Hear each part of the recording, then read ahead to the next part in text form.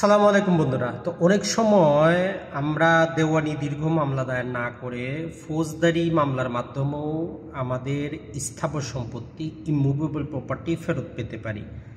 এখন বাংলাদেশে মব জাস্টিসের মাধ্যমে দেখতে পারতেছেন যে অনেককেই তার জায়গা থেকে বেদখল করে দেওয়া হচ্ছে। তো এরকম ক্ষেত্রে আপনি কি দীর্ঘ দেওয়ানি মামলা করবেন? না। এই যে আমাদের CrPC the code of criminal procedure 1898-এর 522 ধারা ওই সমাধানটা দেয়। এখানে ফৌজদারি আদালতকে একটা ক্ষমতা দেওয়া হয়েছে যে ইমুভেবল প্রপার্টি থেকে যদি কাউকে বেদখল করা হয়, কন্ডিশনটা হচ্ছে যদি ক্রিমিনাল ফোর্স ব্যবহার করা হয়, অপরাধমূলক বল প্রয়োগ করে, মানে আপনি সম্পত্তিতে উপস্থিত আসতেন, আপনাকে ভয় ভীতি দেখিয়ে আপনাকে বেদখল করা হয়েছে, অথবা আপনাকে যেটা করা হয়েছে শো অফ ফোর্স বল দেখানো হয়েছে, অথবা ক্রিমিনাল ইন্টিমিডেশন করানো হয়েছে, তাহলে অপরাধমূলক বল প্রয়োগ অথবা বল প্রদর্শন অথবা আপনাকে ভীতি প্রদর্শনের মাধ্যমে যদি ওই সম্পত্তি থেকে আপনাকে বেদখল করা হয়, আপনি উপস্থিত ছিলেন আর আপনি এই ক্রিমিনাল ফোর্সের জন্য মামলা করেছেন, পেনাল কোডের অধীনে ক্রিমিনাল ইন্টিমিডেশনের জন্য মামলা করেছেন, ওই মামলার রায়ের সময় বিচারক চাইলে রায়ের সাথে সাথে অথবা রায় থেকে 1 মাসের মধ্যে আপনাকে আপনার সম্পত্তির দখল ফেরত দিতে পারে।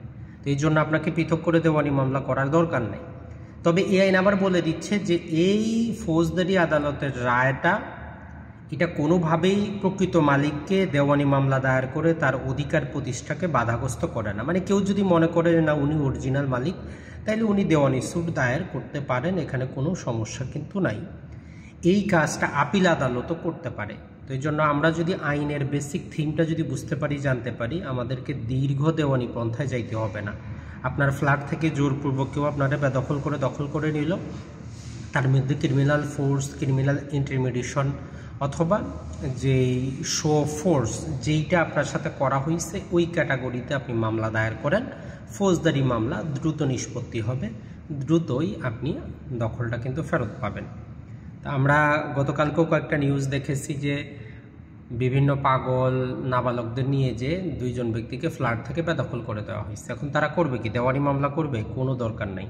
তাদেরকে বলেন সিআরপিসি পার্ট হচ্ছে 9 নম্বর পার্ট, আমাদের চ্যাপ্টার হচ্ছে 43 নম্বর চ্যাপ্টারের অধীনে 522 নম্বর সেকশন, এই ক্ষমতাটা ফৌজদারি আদালতকে দেওয়া আছে।